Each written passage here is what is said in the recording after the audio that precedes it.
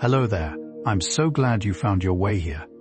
Tonight, as the day quietly folds itself away like a soft linen sheet, I invite you to set down everything you've been carrying. The small worries, the unfinished thoughts, the gentle weight of the hours behind you. Let them rest now, somewhere far from your pillow. There is nothing more to do, nothing more to solve. Only this slow, warm moment, breathing in and breathing out, as the world dims around you like a candle settling into its last golden glow. Take a long, slow breath in and let it drift out like mist sliding down a quiet mountainside at dawn. Feel the soft surface beneath you. Feel the way your body begins to soften, melting into the bed like snow returning to the earth. Allow your shoulders to lower. Allow your jaw to release. Allow your eyelids to grow heavy, as though they were petals slowly closing for the night. Tonight, we travel somewhere ancient and tender.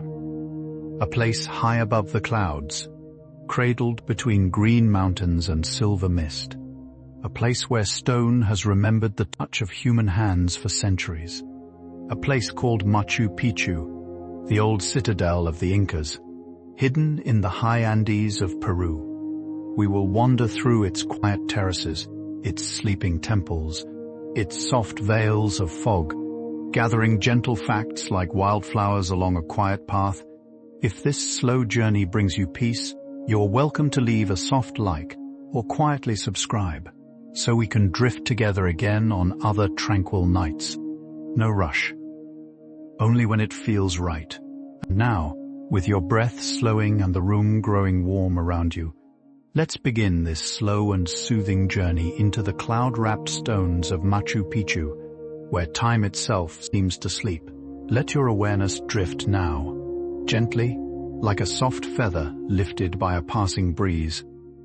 Imagine yourself rising slowly above the room, above the rooftops, above the soft glow of distant city lights, until you float gently across continents and oceans, carried by a warm and quiet current of air. Below you, the world turns slowly, painted in twilight blues and dusky violets, and ahead, rising from the green folds of the Andes, you see them, the dreaming stones of Machu Picchu, half hidden in silver mist, waiting patiently to share their secrets with you. High in the southern mountains of Peru, hidden within the long green spine of the Andes, there rests a quiet citadel of stone called Machu Picchu. It sits nearly 2,500 meters above the sea, cradled between two soft peaks that rise like sleeping guardians on either side. The air there is thin and cool, often filled with slow drifting mist that wraps the ruins in a tender silver veil. From a distance, the city seems to float upon the clouds, as though it were a dream that the mountains themselves are quietly remembering. And as you imagine standing on its grassy terraces, you feel the hush of centuries settle softly around your shoulders, and the gentle whisper of a wind that has been moving through these stones long before you arrived, long before your grandparents were born, long before the world ever learned its name. The name Machu Picchu means old mountain, given in the gentle tongue of the Quechua people who have lived among these highlands for thousands of years. It is a name as soft and rounded as the peaks themselves, as though the syllables had been worn smooth by the patient touch of wind and rain. The mountain it is named for rises just above the citadel, its broad shoulders curved like a sleeping figure beneath a warm blanket of cloud. And below this old mountain stands another, called Huayna Picchu, the young mountain, slim and steep and elegant, watching over the ruins with the quiet attention of a younger sibling. Together, they cradle the city between them, two stone elders holding a fragile treasure in their soft green palms, keeping it safe through all the slow seasons of the world. The citadel was built in the middle of the 15th century, during the long, golden afternoon of the Inca Empire. It was likely raised under the gentle command of Pachacuti, the great emperor whose name means he who reshapes the world.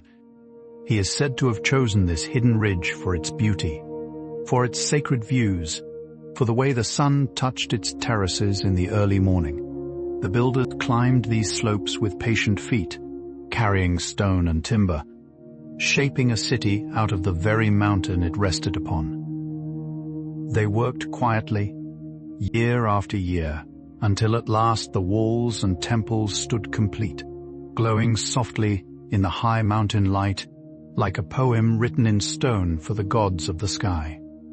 Machu Picchu was built without the use of iron tools, without the spinning of wheels, without horses or oxen to carry its great stones. Every block was shaped by hand, with patience and care, using harder stones to slowly tap and smooth the surfaces until they fit together like pieces of a quiet puzzle. The workers must have moved like a long, slow river of footsteps along the mountain paths, each carrying their small part of the dream. And when the walls rose at last, they rose without mortar, the stones held together only by the gentle precision of their shapes. Even now, after centuries of rain and wind and earthquakes, the walls still stand, holding their breath in the high, thin air, as though they were sleeping rather than aging. The stones of Machu Picchu were cut so precisely that even today, a thin blade of grass cannot slip between them. This style of building is called ashlar, and it is one of the great gentle wonders of the ancient world. Imagine each massive stone, some weighing more than a small house, lowered slowly into place, turned this way and that, shaped again and again, until at last it nested perfectly against its neighbors. The builders worked with a quiet, almost meditative patience, listening to the stone as a sculptor listens to marble. And as you picture those careful hands, smoothing edges by candlelight and starlight, you feel your own breath grow slower, deeper, more even, matching the rhythm of work done with love rather than haste. The Incas had no written language as we know it, no books or letters to record their stories. Instead, they kept their memories in knotted cords called quipas, made of soft alpaca and llama wool, dyed in many gentle colors. Each knot held a meaning, each color a thought, each chord a quiet verse of a larger song. A trained reader could run their fingers along these knots and feel the history of a city, the count of a harvest, the names of beloved ancestors. It is a beautiful idea. That memory could be held in the soft warmth of wool, that the past could be touched as much as read. And tonight, as your own fingers rest gently upon your blanket, you might feel something of that ancient softness too. The Incas built their empire along the long backbone of the Andes, stretching from the highlands of Ecuador in the north, all the way down to central Chile in the south. They called their land Tawantinsuyu, which means the four regions together, a name that sounds like the slow joining of four quiet rivers into one great sea.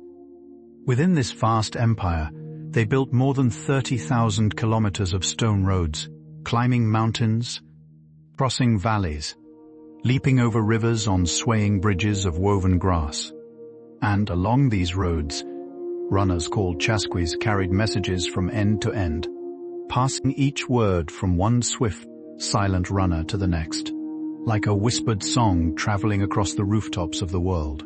Machu Picchu was likely a royal estate, a quiet retreat for the Emperor Pachacuti and his closest companions. It was a place of ceremony, of farming, of astronomy, of rest. Only a few hundred people lived there at any time, moving softly through its terraces and courtyards, tending its small gardens and its sacred altars. Imagine it on an evening long ago, with the cooking fires glowing gently in the stone houses, the scent of wood smoke and roasted maize drifting on the cool air, the laughter of children echoing softly among the walls. It was a small, gentle world, suspended high above the clouds, where daily life and sacred life were woven together as tightly as the threads of an Andean blanket. The citadel was abandoned about 100 years after it was built, around the time the Spanish arrived in the Andes in the early 1500s. But the Spanish never reached Machu Picchu, never climbed its hidden paths, never disturbed its quiet stones. The city slipped slowly out of memory, swallowed gently by the mountain that had always held it. Vines climbed over its walls, mosses softened its corners. Trees grew between its terraces, and the cool mist drifted in and out of its empty rooms. For nearly 4 centuries, Machu Picchu slept beneath a thick green blanket of forest, dreaming the long, slow dream of forgotten places, while the rest of the world spun faster and faster around it. In the year 1911, an American historian named Hiram Bingham was guided up the steep slopes by local farmers who had always known the ruins were there. He was searching for a different lost city, but instead he found Machu Picchu, sleeping quietly beneath its tangle of vines.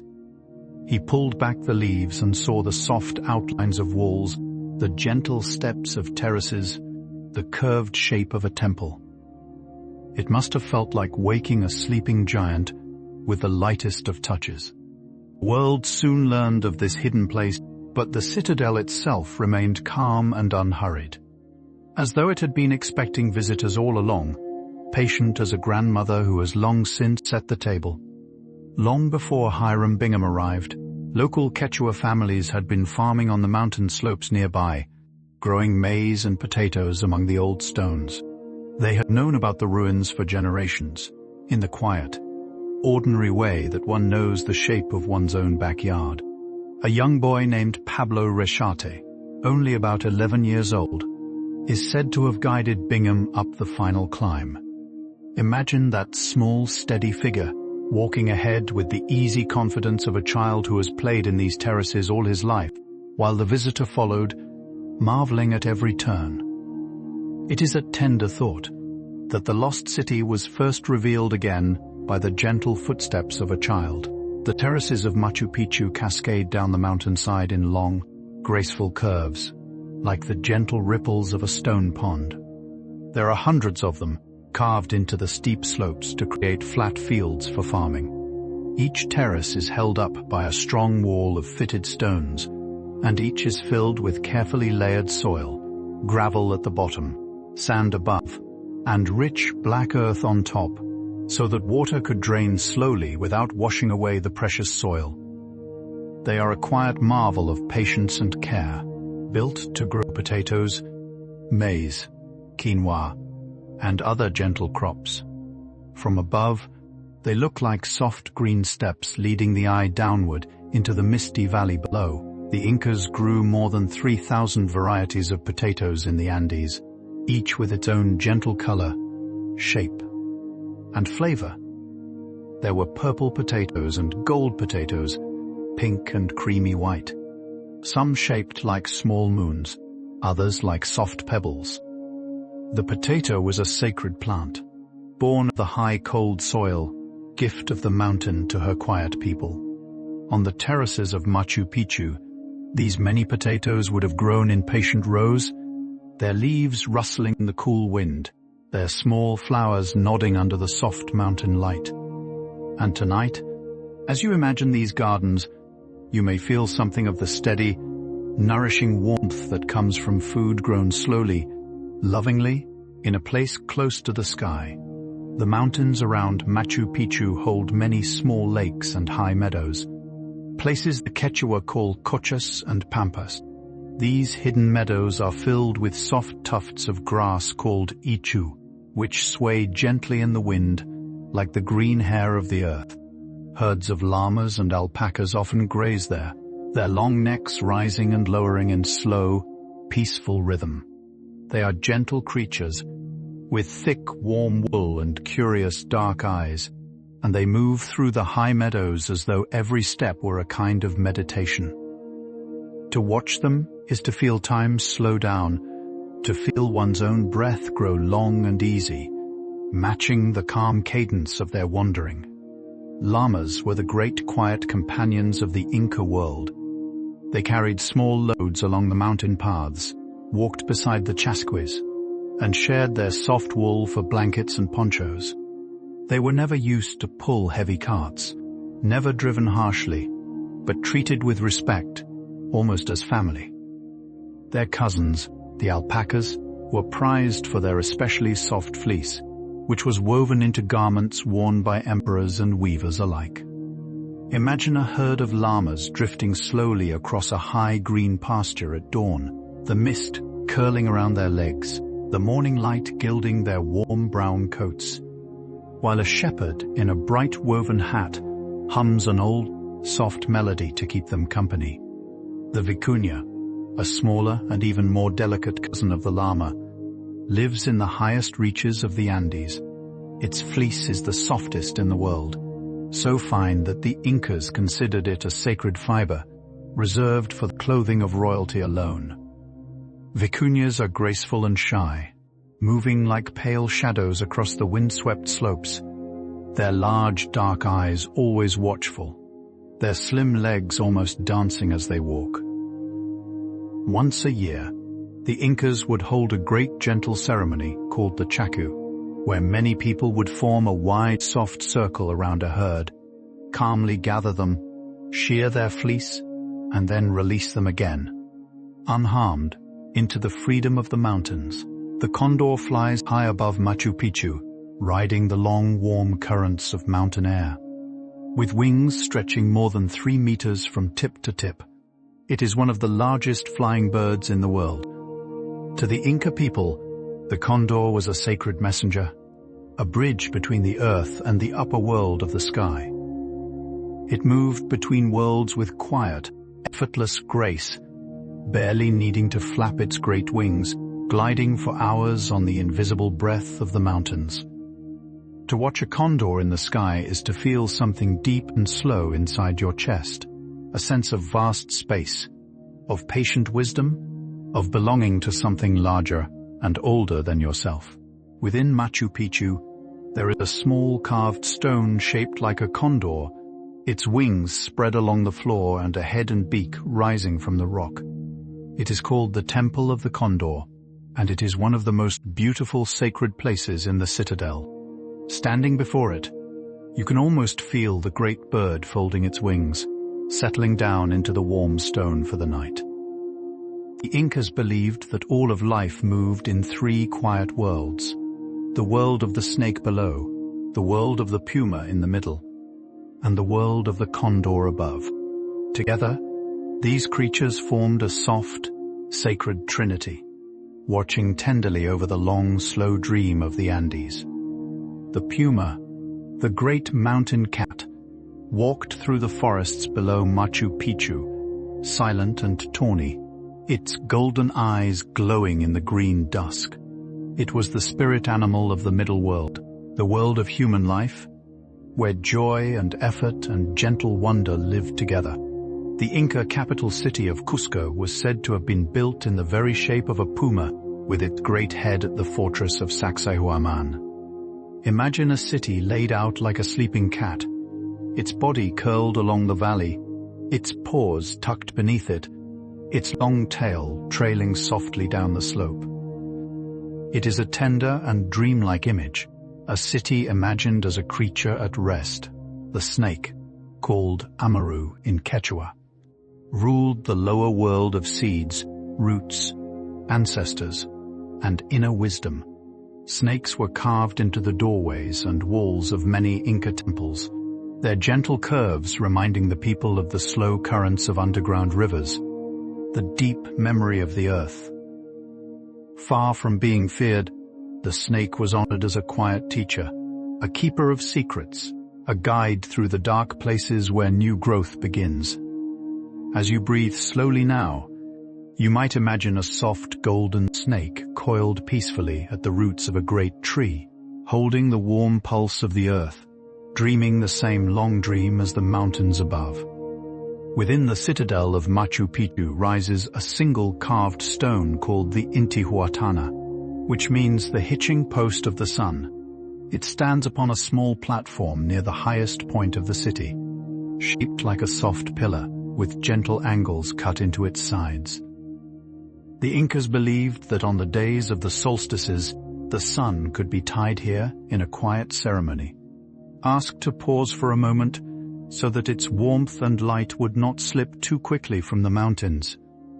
It is a tender thought that a people might imagine themselves gently holding the sun in place, like a child softly cupping a firefly within their hands. The Intihuatana also functioned as a small astronomical instrument, casting shadows that helped the Incas track the slow movement of the seasons.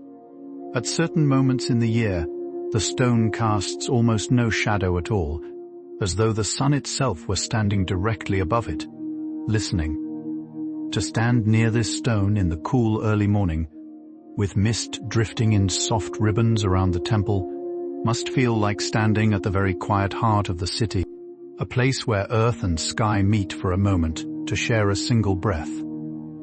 And tonight, in your soft, warm bed, you can carry that quiet meeting place into your own slow breathing. Not far from the Intihuatana stands the Temple of the Sun, a graceful, curved building made of beautifully fitted stone. Its single rounded wall flows like water, the only such curved structure in all of Machu Picchu. Inside, there is a small altar carved from the natural bedrock of the mountain, and a window placed so that on the morning of the winter solstice, the rising sun shines through it and illuminates a sacred stone within. Imagine that single beam of golden light, traveling slowly across the cool, dark room, touching the stone at exactly the right moment, year after year, century after century, like a tender greeting between an old friend and the dawn. Below the Temple of the Sun lies a small chamber called the Royal Tomb, though no body was ever found within it. It is carved partly into the natural rock of the mountain, and its inner walls are softly stepped, like a small flight of stairs leading nowhere. Some believe it was used for sacred ceremonies, for honoring the ancestors who watched over the city from the unseen world. Standing inside, one feels a deep, quiet coolness, the patient embrace of stone that has held the same calm temperature for hundreds of years. It is the kind of place where one's voice naturally drops to a whisper, where even one's thoughts grow softer, slower, more reverent. The Incas worshipped the sun as their great gentle father, calling him Inti. They believed that the emperor himself was a child of the sun, born to walk among his people as a kind, golden guardian. Each morning, when Inti rose above the eastern mountains, prayers were offered in thanks, and small gifts of maize, flowers, and woven cloth were placed upon the altars.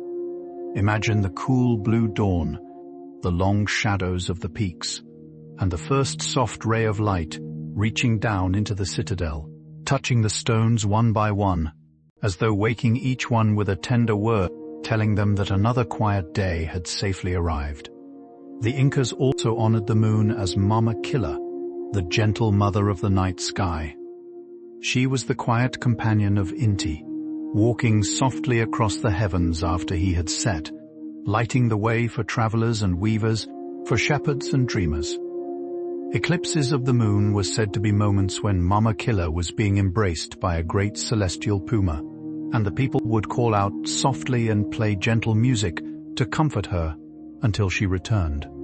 As you settled deeper into your pillow tonight, you might imagine the soft silver light of Mama Killa drifting through your window, watching over your sleep with the same tenderness she once shed upon Machu Picchu. The third great being honored in the Inca sky was Illapa, the spirit of thunder, lightning, and rain. Yet even Illapa was imagined gently as a slow shepherd in the clouds, gathering water in a great jar and tipping it carefully so that life-giving rain could fall upon the terraces below. When the thunder rolled across the mountains, the people heard it not as anger, but as the soft rumble of his footsteps moving from one valley to another. And when the rain fell, it was understood as a tender blessing, traveling down through the green leaves, the soft soil, and at last into the patient roots of the crops. The earth herself was called Pachamama, the great mother of all living things. She was the soil beneath every footstep, the warm darkness around every seed, the slow heartbeat beneath every mountain. Before drinking, The Incas would sometimes pour a small offering of liquid onto the ground, returning a little of her gift back to her. Before planting, they would offer her flowers, leaves, and quiet words of thanks. To live well, in their understanding, was to live in gentle conversation with Pachamama, taking only what was needed, giving back what one could, and moving through the world with the soft mindfulness of a guest in a beloved home. Machu Picchu is divided into two soft halves, separated by a long, open central plaza of green grass.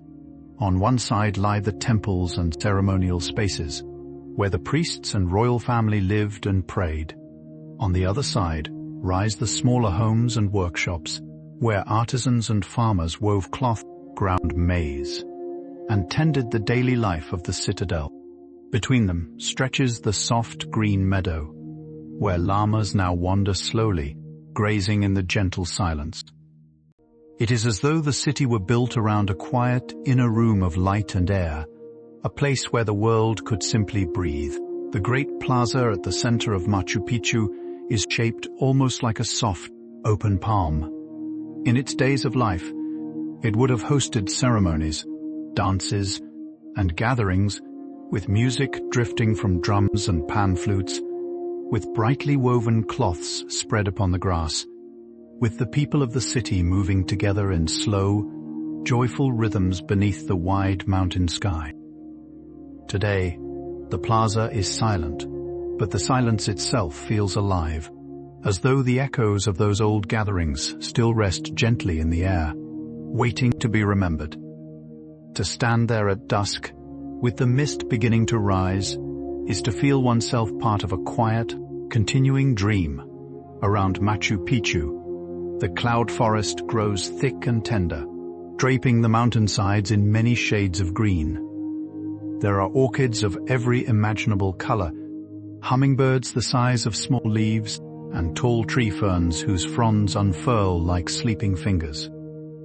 The air carries the soft, sweet smell of damp moss and warm flowers, and the gentle, ever-present whisper of falling water. Walking among these slopes feels like walking through a slow, breathing painting, each step revealing a new soft detail. A curled fern, a drifting butterfly, a single drop of water trembling on the edge of a leaf, holding the whole sky within it. More than 370 species of orchids have been found in the area around Machu Picchu. Some are large and showy, others so tiny they could rest upon a fingernail. They bloom in soft pinks, butter yellows, deep velvet purples, and creamy whites tinged with the faintest hint of blush. Each flower is a small, patient miracle, opening for only a short time before quietly fading and giving way to the next. To imagine a forest filled with such delicate blossoms is to imagine the very breath of beauty, drifting silently through the green shadows, asking nothing, offering everything. The hummingbirds of the cloud forest hover beside the orchids like tiny living jewels, their wings moving so swiftly they become a soft blur of color.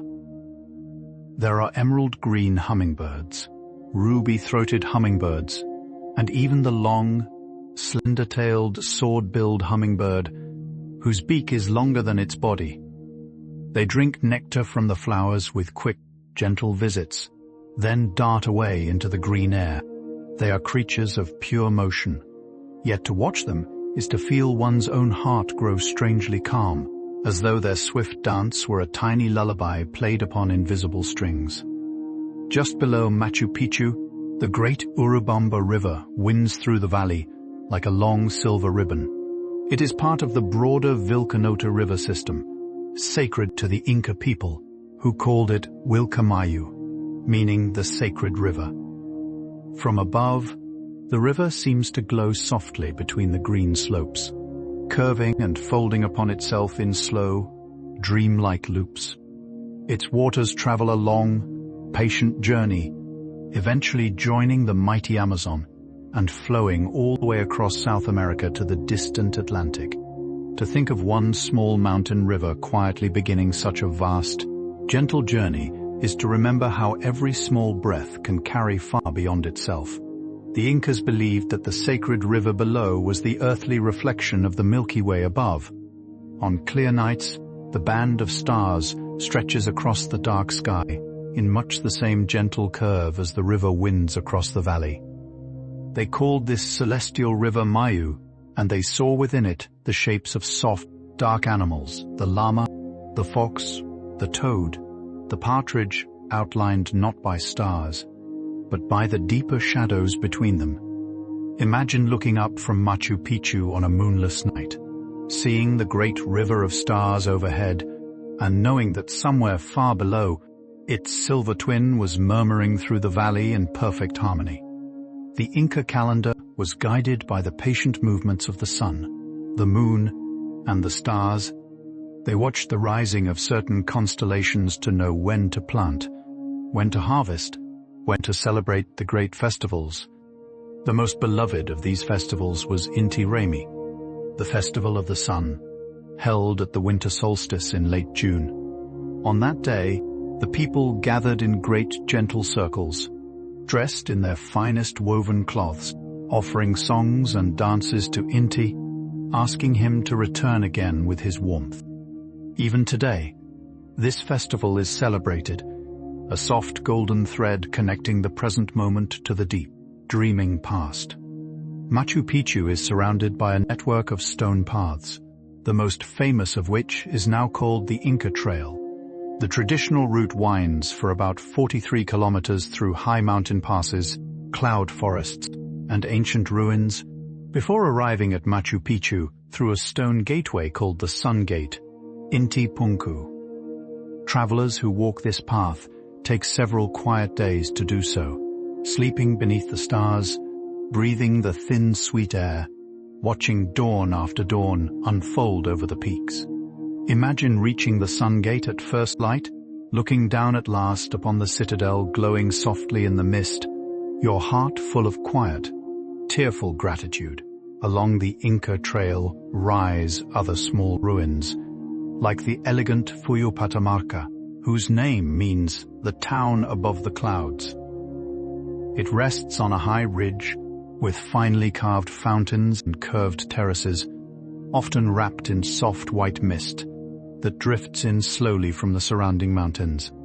To stand there at dawn is to stand inside a cloud, with only the soft sound of water moving through ancient stone channels, and the occasional gentle ring of a llama's bell somewhere down the slope.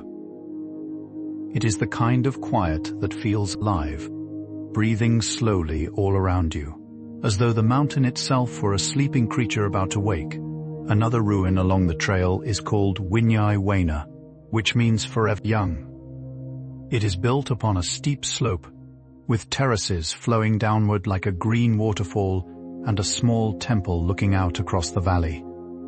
The name comes from a delicate orchid that grows in great numbers there, blooming year after year in soft purple flowers.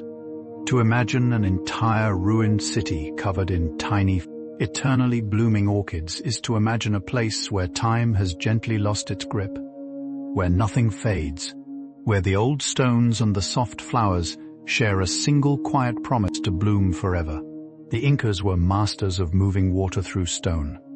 Within Machu Picchu, they built a long system of channels and fountains that carried clear spring water down from higher slopes, through carefully fitted basins, all the way to the lower levels of the city. There are 16 fountains in all, each one flowing softly into the next, with the water singing its small, endless song as it falls. Even today, after centuries of stillness, fresh water still trickles through some of these channels, as gentle and as patient as the day it first arrived. It is a quiet miracle, a soft song that has never ceased to sing.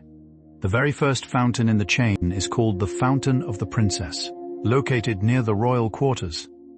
Its water arrives clear and cold from a hidden spring high on the mountainside, traveling down through carefully carved channels before tumbling softly into a small stone basin. Imagine kneeling there long ago, dipping your hands into the icy clear water, feeling the gentle chill rise up your arms, hearing the soft murmur as the next drop falls into the basin. Such small, sacred moments must have filled the daily life of the city, like quiet beads strung along an unseen necklace of devotion. The Incas drank from springs and rivers, but they also brewed a soft golden beverage called chicha, made from fermented maize. It was a drink of celebration, of community, of offerings to the gods. Before drinking, one would always spill a few drops upon the earth as a quiet gift to Pachamama. Chicha was prepared by women called aklakuna, chosen for their gentle skill and patience, who chewed and softened the corn before allowing it to ferment slowly in great earthen jars. It was a humble, ancient process, full of care and craft, and the resulting drink was warm with the gentle taste of the mountain itself. Maize, the great golden grain of the Americas, was sacred to the Incas. It was eaten in many soft forms, boiled, roasted, ground into flour, brewed into chicha, even popped into little crispy puffs that children loved. The cobs themselves came in many colors: white, yellow, deep red, almost black, and were often offered to the gods as small bright bundles upon the temple altars. To plant maize was an act of trust in Pachamama, in the rain, in the sun, in the long quiet patience of the soil. And to harvest it was a moment of soft, communal joy, with songs rising from the terraces beneath the warm afternoon sky. The Incas also valued the leaves of the coca plant, which grew in the warmer lower valleys nearby. The leaves were chewed gently to ease the long climbs in the thin mountain air, and were offered in many ceremonies as a sacred gift. 3 leaves held together, called a kintu, were lifted softly toward the mountains, toward Pachamama, toward the spirits of the wind, in a small, tender blessing. Even today, this quiet ritual continues, carried out by Quechua elders in the high villages, their fingers careful and their voices low, weaving the present moment gently into the long thread of memory. Among the high peaks of the Andes are mountains the people call apus, meaning lords or sacred beings. Each great mountain has its own apu, its own watchful spirit, who guards the valleys below and listens to the prayers of those who live in its shadow. Solcante, Veronica, Pumasillo, each peak has its own name, its own personality, its own slow, ancient story. To live among these mountains is to live in a quiet conversation with great beings, lifting one's eyes each morning to greet them, and lowering one's voice slightly out of respect. They are not distant from human life, but woven softly into it, like elders sitting in the corner of every gathering. The greatest apu near Machu Picchu is Salcante, whose name means savage or untamed, though to look at him today one might more easily think of the word majestic. He rises more than 6,000 meters into the sky, his glaciers glowing pale blue under the southern sun, his shoulders wrapped in long scarves of cloud. Salcante is said to be the father of the surrounding valleys, the source of the streams that water the fields below. Even now, pilgrims walk gentle paths around his slopes, leaving small offerings of flowers and woven thread upon high cairns of stone, asking quietly for his blessing. When the night sky is clear above the Andes, the stars seem closer than anywhere else on Earth.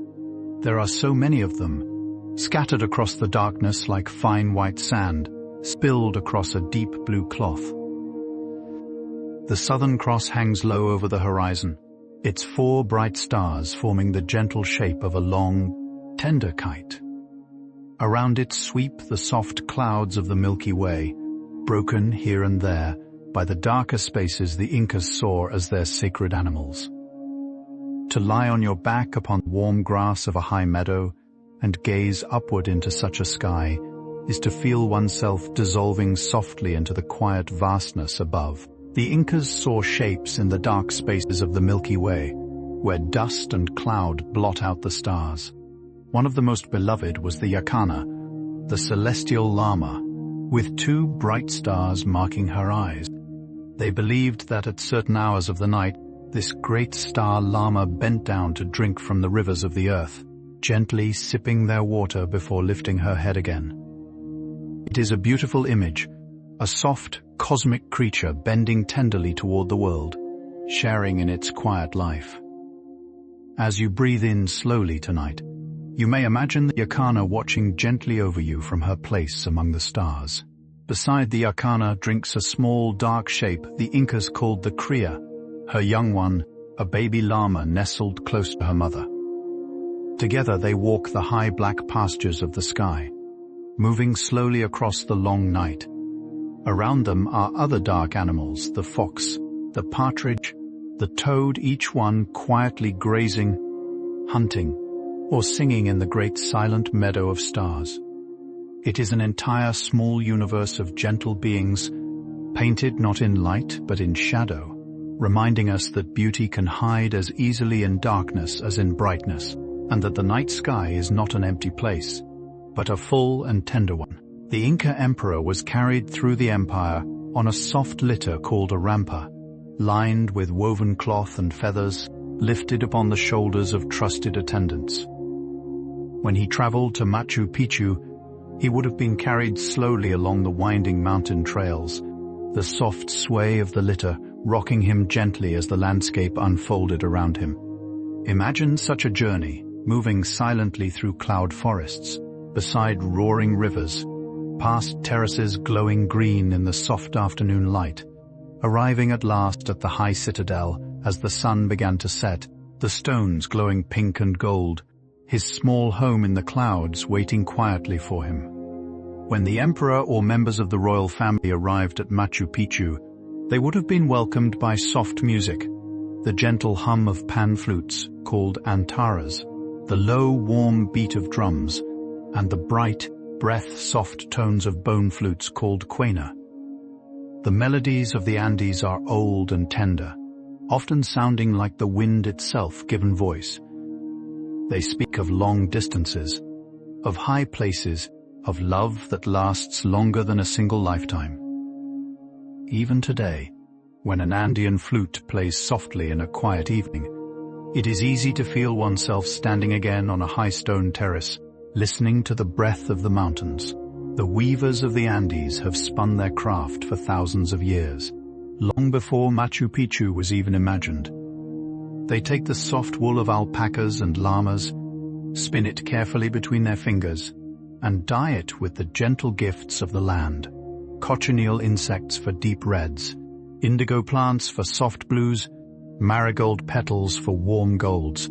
Each pattern they weave tells a story, a memory, a small map of their valley.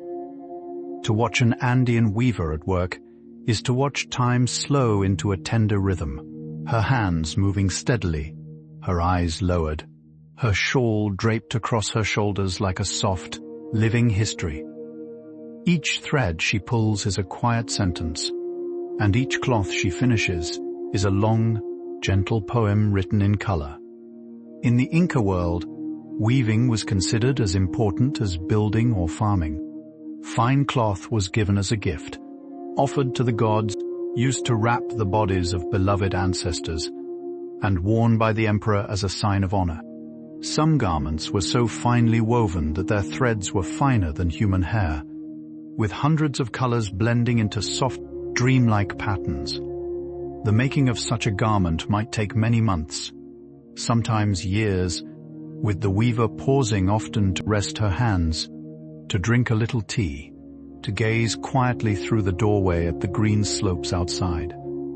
It was slow work, but slow in the best, most loving sense. The doorways of Machu Picchu are shaped like soft trapezoids, narrower at the top than at the bottom. This gentle shape gave them great strength, allowing buildings to stand firm against the slow tremors that sometimes pass through these mountains.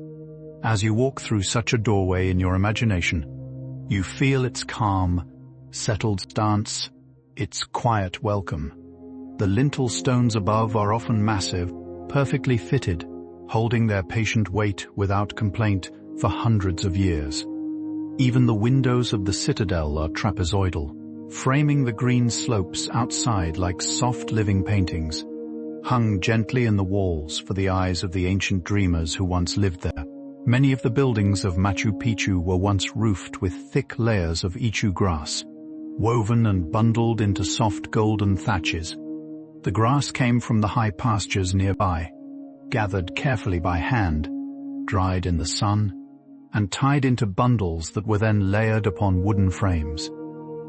From a distance, the rooftops would have glowed warm and yellow in the afternoon light, like small loaves of fresh bread set out across the mountainside. The thatch insulated the homes against the cool mountain air and the soft drumming rain, holding warmth inside through the long quiet nights, when the families gathered around their small fires to share food and stories. Inside an Inca home, the floor would have been hard-packed earth, covered with woven mats and soft blankets. A small hearth in one corner held the cooking fire, where soups of quinoa, potatoes, and herbs simmered slowly through the day. The walls were sometimes plastered with a fine clay mixed with grass, smoothed by careful hands and tinted in soft, earthy tones. The air would have smelled of wood smoke, of warm grains, of dry sweet hay drifting in from outside. It was a small, gentle world, simple in its objects, but rich in its rhythms, the kind of home where one could feel completely held by warmth and silence at the end of a long day. Quinoa, the small bright grain that grew on the high terraces, was called the mother grain by the Incas. It thrived in the cool thin air where other crops could not, its slender stalks turning red and gold and purple in the autumn light. Quinoa was eaten in soups, in porridges, and in soft cakes, nourishing the people through the long, cool mountain seasons. Today it has traveled across the world, but its true home is still here, on these patient slopes, where it sways gently in the wind beside the old stones, as it has done for thousands of soft, slow years.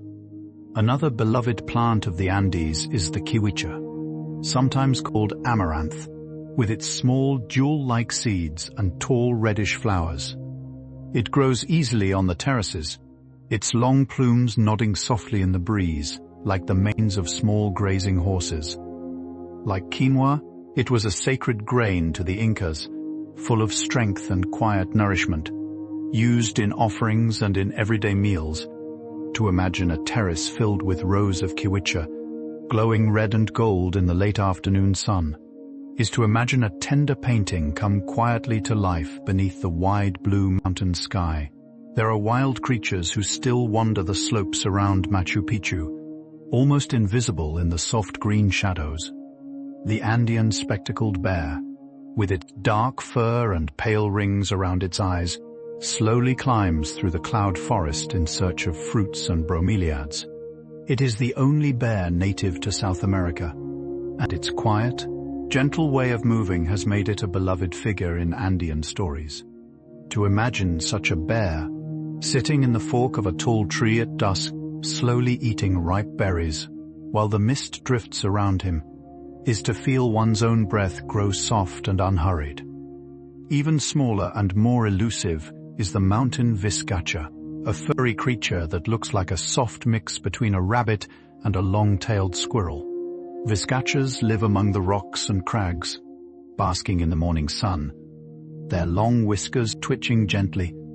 They live in small family groups, sharing warmth in cool crevices, leaping from boulder to boulder with quick, graceful jumps. To watch them is to watch a quiet community at peace, each member close to the others, each one safe within the calm rhythm of their day. They are like small living embodiments of the gentle togetherness of the high Andes. The cock of the rock, the national bird of Peru, also lives in the forests near Machu Picchu. The male is a vivid orange-red, with a soft round crest above his head, while the female is a quieter, deeper shade of brown. In the early morning, The males gather in small groups upon shadowed branches, performing slow dances of courtship, bobbing and calling softly to one another. To imagine these bright, flame-colored birds glowing among the dark green leaves at dawn is to imagine the forest itself bursting into quiet flower, a small festival of color held in the green stillness before the sun is fully risen. There is a butterfly here whose wings shimmer with the same soft blue as the deepest mountain sky. It is the morpho, large and gentle, drifting between sunlit patches of forest in a slow, dreamlike flight. When its wings open, they catch the light like polished sapphire. When they close, they show only soft brown undersides, helping it vanish among the leaves. It is a creature of quiet magic, appearing and disappearing along the trail like a small drifting piece of sky. To see a morpho is to feel briefly that the air itself has opened a tiny door, allowing a fragment of heaven to wander into the green world for a moment. Above the green forest, the soft white mist often drifts in long ribbons across the slopes. This mist is sometimes called the breath of the mountains, for it gathers and releases as gently as the chest of a sleeping creature. It curls between the trees, settles softly into hollows, lifts again with the warming sun, and then returns once more in the cool of the afternoon. The mist gives the cloud forest its name and its tender mood. It is part of why standing in this place feels so dreamlike, as though one had stepped into a soft painting whose colors continue to shift and breathe with each passing minute. The rains of the Andes come in long, gentle seasons, with the wettest months falling between November and March.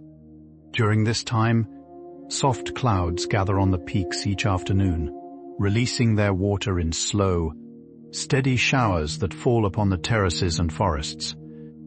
The plants drink deeply, the streams swell, and the green of the mountains becomes almost luminous, glowing softly in every shade of jade and emerald.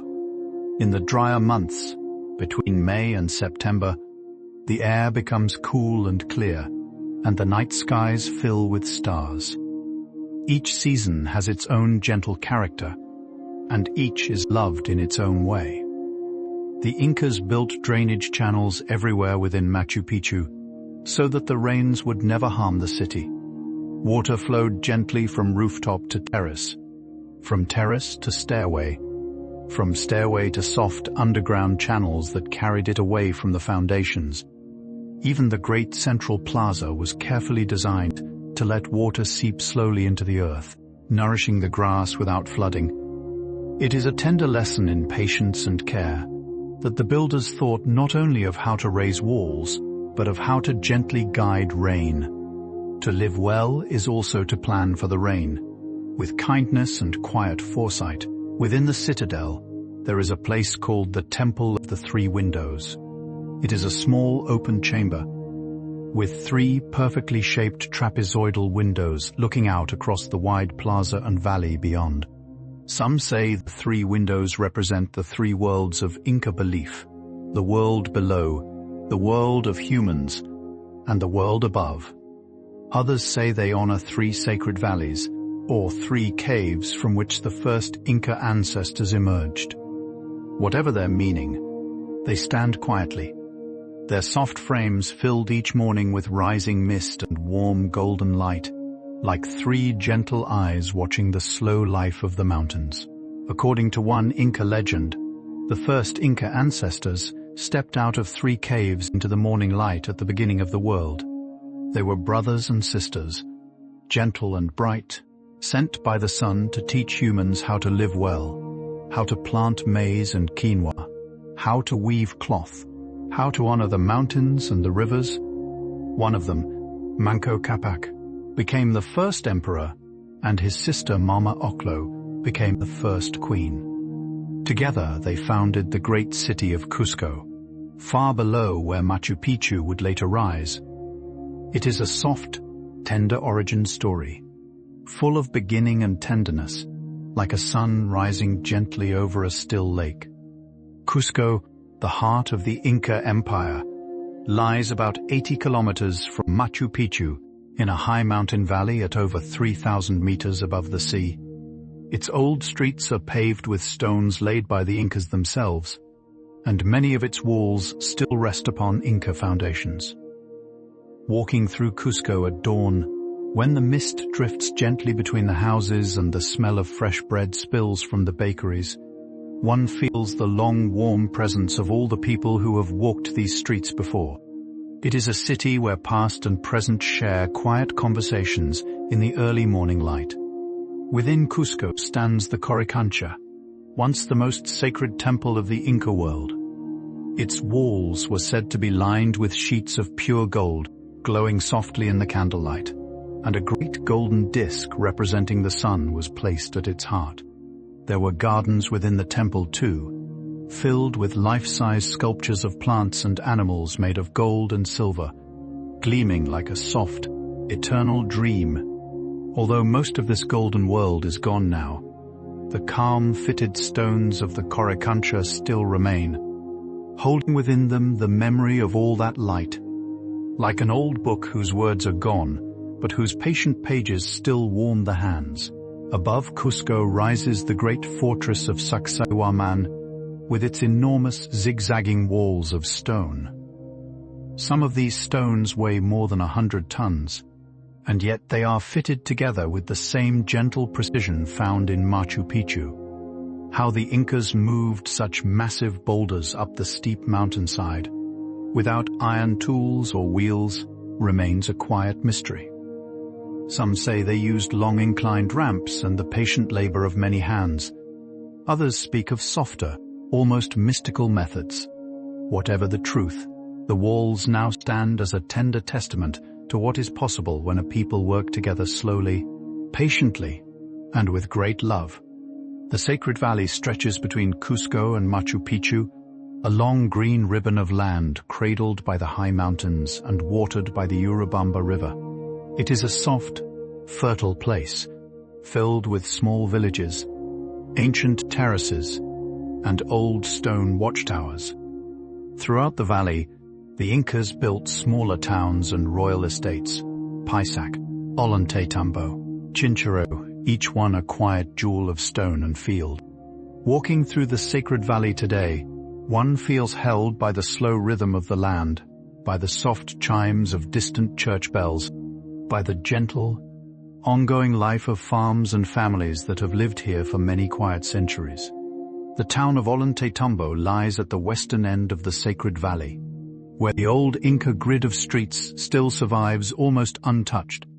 Above the town rises a great temple complex of carved stone, set upon steep terraces, with massive blocks of pink rhyolite forming the unfinished walls of a sun temple. To walk those terraces is to climb gently through layers of time, with the green roofs of the village glowing below, and the distant peaks rising softly above. The town's old water channels still flow through its narrow lanes, murmuring quietly day and night, like a tender song that has never quite ended. Pisac, another quiet town of the Sacred Valley, is famous for its long terraces and its small market filled with woven cloths, soft alpaca hats, and gentle painted gourds. The ruins above the town spread across the mountainside like the petals of a green flower, with stone houses, storehouses, and a small ceremonial center looking out across the valley. In the early morning, when the market begins to stir, the smell of fresh bread and warm corn drifts through the air, and the slow voices of vendors greet one another across the cool blue light. It is a tender place, where everyday life still feels gently sacred. The Incas were skilled astronomers, watching the slow movements of the heavens with quiet patience. They knew when the Pleiades, a small soft cluster of stars they called Coluca, rose above the eastern horizon in the early morning hours of June. If the Pleiades shone brightly, the harvest would be good. If they appeared dimmer, the farmers would plant their crops a little later, allowing the soil time to soften under more rain. To make such careful decisions by gazing at a tiny cluster of stars is to live in a deep, listening relationship with the sky, trusting its small, distant whispers. The Inca year was divided into 12 gentle months, each tied to a particular season and a particular ceremony. There was a month for ripening the maize, a month for harvesting, a month for resting the fields, a month for the great festival of Inti Raymi. Each month had its own soft mood, its own foods, its own songs.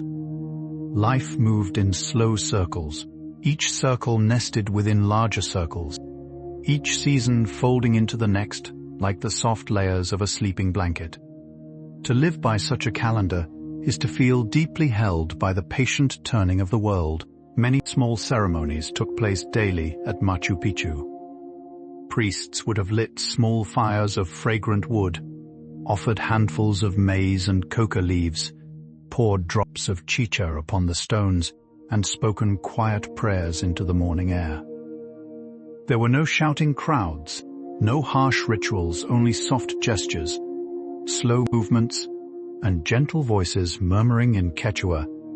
To imagine such a morning, with the mist curling around the courtyards and the soft scent of burning wood rising into the cool air, is to feel oneself wrapped in a long, tender embrace of devotion that has lasted for many quiet centuries.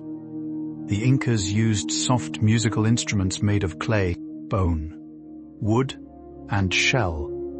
Among these were ocarinas, small clay flutes shaped like little birds, capable of producing soft, breathy tones. There were also rattles made of dried gourds, drums of stretched hide, and trumpets fashioned from large seashells, brought from the distant Pacific coast. The music of these instruments often imitated the sounds of nature. The call of birds, the murmur of streams, the soft sigh of the wind across the grass. It was a kind of music meant not to demand attention, but to dwell quietly within the music of the world. Beneath certain temples of Machu Picchu lie soft, natural caves, partly enlarged and shaped by the Inca builders. These caves were considered sacred, places where the lower world of the snake came gently close to the surface. Walking into one of them, one would feel the air cool by a few soft degrees, hear the low murmur of one's own breathing, and sense the patient weight of the mountain above.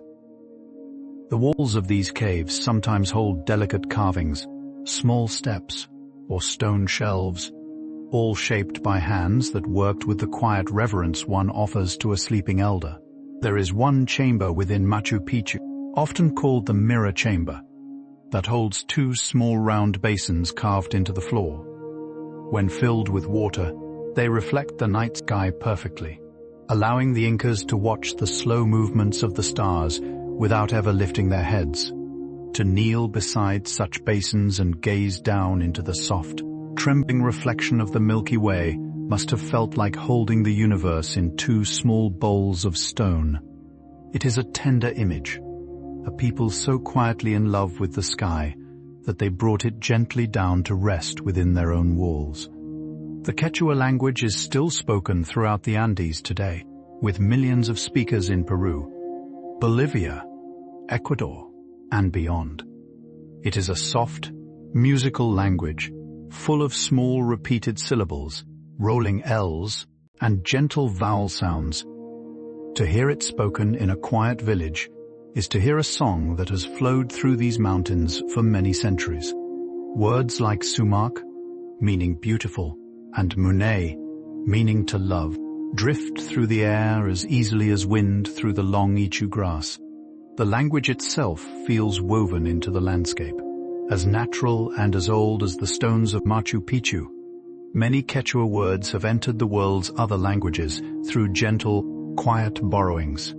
The word puma, for the great mountain cat, came from Quechua. So did llama, condor, quinine, jerky, and the word for that very grain we mentioned earlier, quinoa. Even the word coca, for the soft green leaf chewed by the high mountain people, comes from the Quechua kuka. Each of these small borrowings is like a tiny seed carried on the wind from the Andes to the rest of the world, where it has taken root and grown into the common speech of millions. The Incas had a deep belief in reciprocity. called Aini in Quechua. It meant that everything given is one day returned, in some soft and unhurried form. If you helped a neighbor harvest their potatoes, they would one day help you harvest yours. If you offered prayers to the mountain would one day offer its rain to your fields. Aini shaped every part of daily life, weaving the people into a long, patient web of small kindnesses. To live by Aini is to live in trust, knowing that the gentle acts you offer today will return softly to you in some far, sweet tomorrow. There was also a sacred concept called Minca, meaning communal work for the good of all. When the great terraces of Machu Picchu were built, the people from many surrounding villages would gather together to help, working side by side under the wide sky, laughing and singing as they passed stones from hand to hand. The work itself became a celebration. Imagine a long line of people, hundreds strong, passing soft, warm stones along the slope in a slow, joyful rhythm, the dust of their feet rising in soft golden clouds beneath the late afternoon sun. To work like this is to dance with the earth itself. After Machu Picchu was abandoned, the surrounding forest slowly reclaimed its terraces and walls. Vines crept softly over the lintels, mosses cushioned the steps, ferns unfurled in the corners of empty rooms. Trees grew through doorways and rooted themselves into stone foundations, their soft branches reaching up toward the high sky. For nearly 400 years, the city slept beneath this gentle green blanket. And yet the stones themselves did not crumble. They only waited, calm and patient, as the forest tended them like a quiet, faithful caretaker. When the citadel was rediscovered in the early 20th century, much work was done to gently clear the forest from its stones. Yet even today, soft mosses and small wildflowers still grow in many corners of Machu Picchu, reminding us that the place has always lived in tender partnership with the green world. Tiny plants take root in cracks, lizards bask in the warm afternoon sun on the old walls, and the occasional butterfly drifts slowly through an empty doorway. The city is not only a ruin, but a living place, breathing softly between its layers of stone and leaf.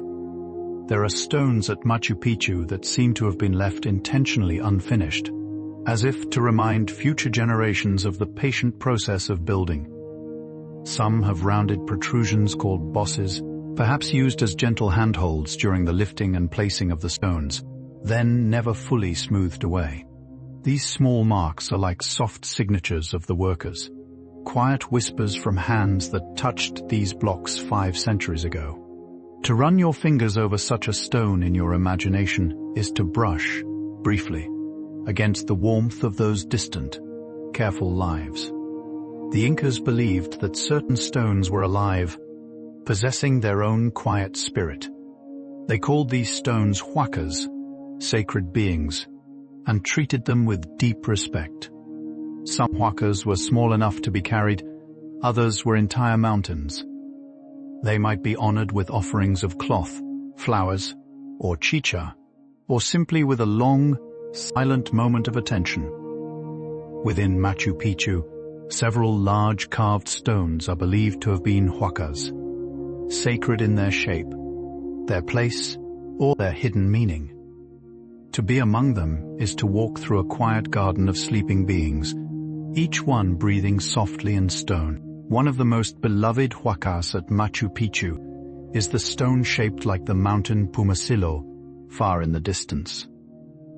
The stone sits within a small ceremonial space, and its silhouette echoes the silhouette of the great peak across the valley. The Incas often shaped or selected stones whose forms mirrored the mountains around them, creating soft pairings between near and far. This idea is deeply tender, that a small stone within reach could honor a mountain too distant to touch, bringing the great peaks gently into the heart of the city through the quiet language of shape. Among the high mountains of the Andes, there is a single peak that is now called Vinicunca, or the Mountain of 7 Colors. Its slopes are striped with soft pinks, golden yellows, lavender purples, and pale greens, formed over many millions of years by layers of different minerals, slowly settling and rising again. Although it lies a little distance from Machu Picchu, it shares the same quiet world of the high Andes. To imagine such a mountain at sunset, glowing in its gentle stripes beneath the wide sky, is to imagine a place where the earth itself has gently painted a slow, soft poem in color.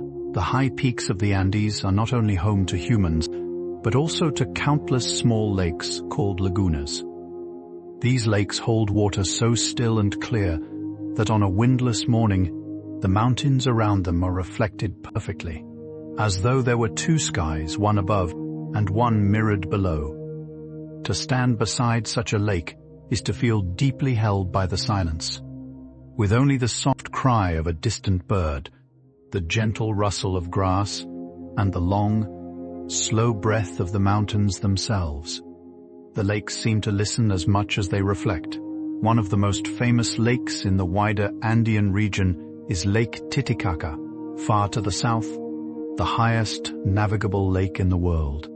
The Incas believed that the first ancestors of all humans emerged from its quiet waters, rising into the morning light long before the empire of Machu Picchu was even imagined.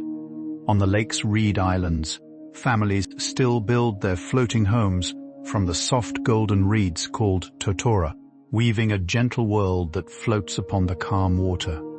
It is a tender image, entire villages drifting slowly on a great clear lake beneath the wide blue sky. The Incas were also masters of small, quiet medicine, drawn from the patient plants of the highlands. They used soft herbs like muña, a kind of Andean mint, brewed gently into warm, soothing teas. They used coca leaves for the long climbs, eucalyptus leaves for clear breath, and chamomile from the valleys for restful nights.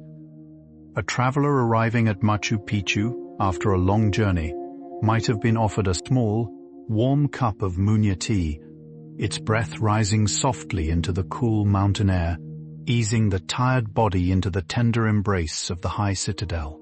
Today, Machu Picchu is a place of pilgrimage for travelers from around the world, but it is approached gently, with limits set on the number of visitors each day. Soft paths are marked carefully through the ruins, allowing the old stones to rest undisturbed beneath the slow steps of small groups. Guides speak in quiet voices, sharing stories of the Incas and the mountains. Each visitor is asked to move kindly, to listen more than they speak. It is a place that asks for tenderness, and most travelers find themselves naturally falling into a soft, almost reverent silence as they walk among its terraces.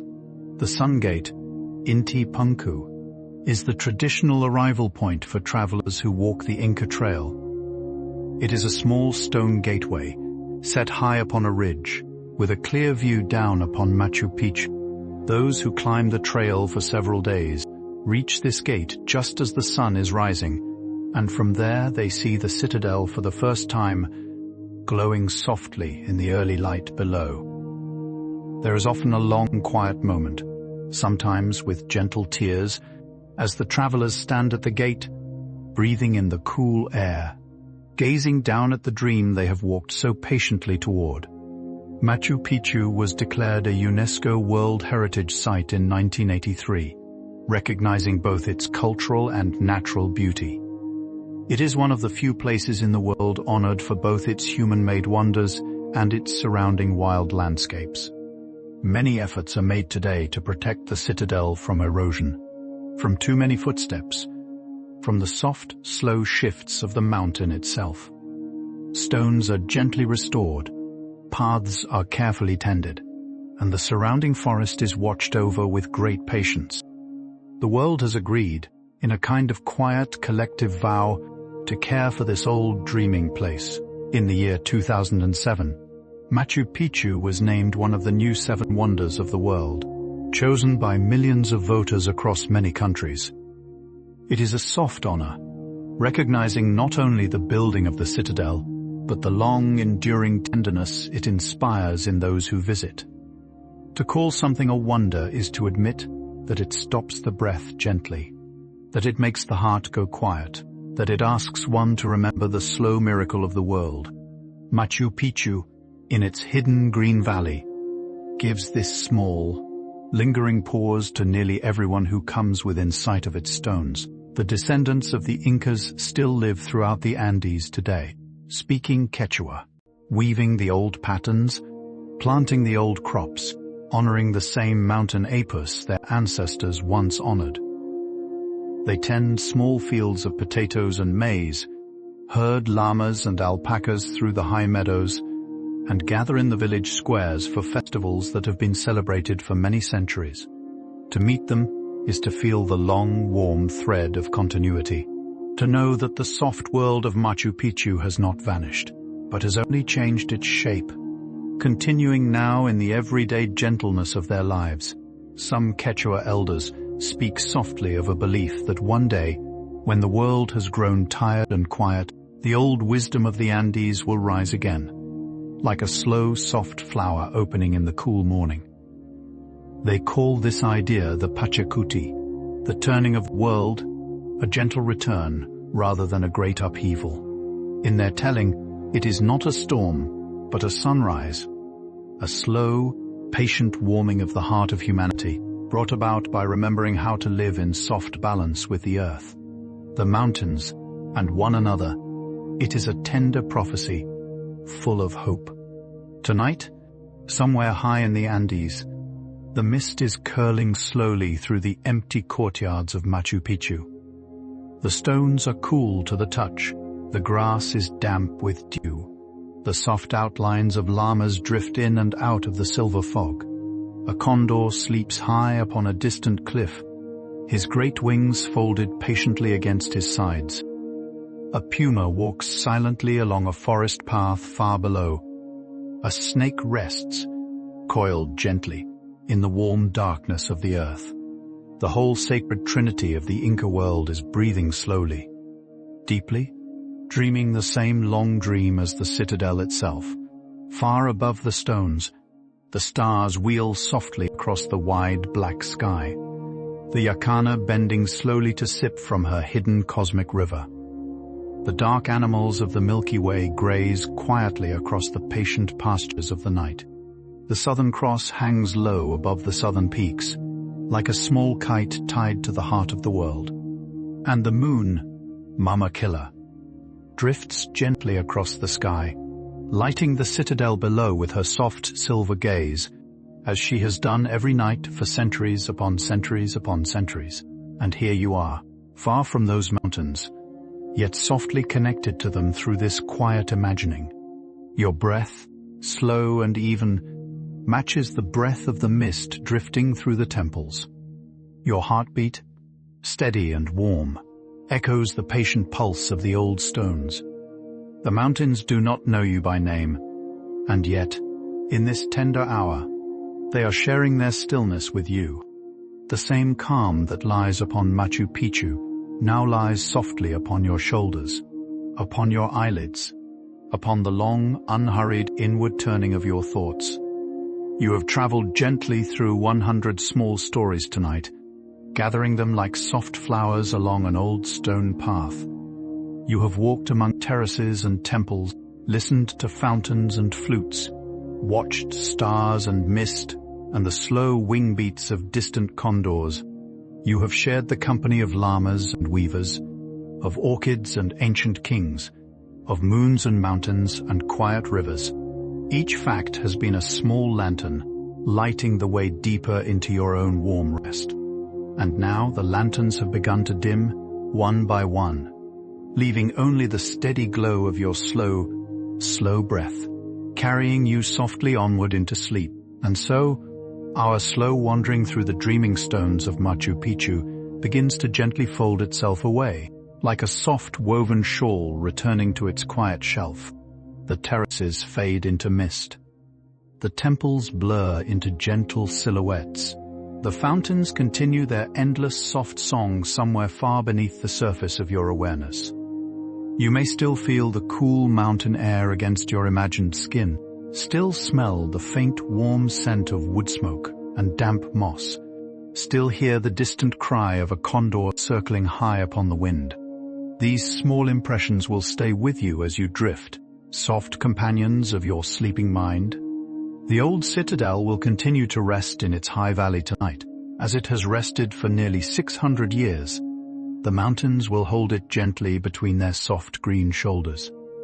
The sacred river will continue its quiet curling journey through the long valley below, murmuring secrets it has been carrying since long before any human ear was there to hear them. And the stars, far above, will wheel slowly across the patient sky, the yakana bending tenderly to drink, the dark animals of the Milky Way grazing without hurry through their pastures of soft black light. There is something tender in knowing that this place exists, even when we are not standing within it. Right now, while you lie warm beneath your blanket, the mist is curling slowly through the empty doorways of the Temple of the Three Windows. A small soft flower is opening upon a stone wall. A llama is resting on a high meadow, long lashes lowering toward sleep. A weaver in a distant village is finishing the last gentle row of her cloth. The world holds many quiet wonders, all breathing slowly at once, and you are part of that long, soft breathing too. May the calm of the old mountains stay with you. May the patience of the carved stones soften the edges of your thoughts. May the gentle weaving of the Andean people remind you that even small, slow gestures, repeated with love, can build something beautiful and lasting. May the soft mist curling through the citadel teach you that even the most fleeting things can be deeply, quietly tender. And may your own breath, slow and warm and steady, carry you now into a long, soft, restful sleep, as easy as a feather drifting down through the cool mountain air. And now, as our quiet journey draws gently to its close, allow your body to sink even more deeply into the soft surface beneath you. Feel the warmth of your blanket, the gentle weight of the night around you, the slow, tender rhythm of your own breath, rising and falling like the soft mist of Machu Picchu drifting across its silent terraces. There is nothing more to do tonight. Nothing more to remember. Nothing more to hold. The day has been carried away, like a small leaf upon a quiet stream, and only this calm, golden moment remains, soft and unhurried, watching over you. You have wandered through old stones and high meadows, listened to fountains that still sing after centuries, gazed upward at the patient star Llama bending toward her unseen river. You have walked beside weavers, beside emperors, beside small bright hummingbirds, drifting through misty green forests. Each gentle image you have gathered tonight may now drift softly through your sleeping mind, becoming the soft pattern of your dreams, weaving itself into your rest like a tender Andean cloth, warm and quiet, made of many small, slow threads of beauty. If this slow journey has brought you peace, you are warmly invited to return again on another quiet night. Other dreaming places await us, other old stones, other gentle skies. A soft like or a quiet subscription would help these slow journeys find their way to other tired travelers, like a small lantern passed from one tender hand to the next. But there is no need to do anything more right now. Only this. Only your breath, only your warmth, only your gentle drift toward the deep, kind country of sleep. In a moment, the soft tones of a calm 432 Hz melody will begin, flowing gently around you like the slow waters of the sacred river winding through its long green valley. You do not need to listen. You do not need to follow. You may simply let it carry you as the mist carries itself across the stones of Machu Picchu, as the stars carry themselves softly across the deep night sky. Sleep now. Rest deeply. Allow the slow, tender breath of the old mountains to settle softly upon your heart, easing you into long, peaceful hours of warm, quiet sleep. Thank you for spending this gentle night with deep sleep science. May your dreams be soft. May your rest be deep. May your morning arrive tenderly, like the first golden light touching the old stones of Machu Picchu. Good night and sleep deeply.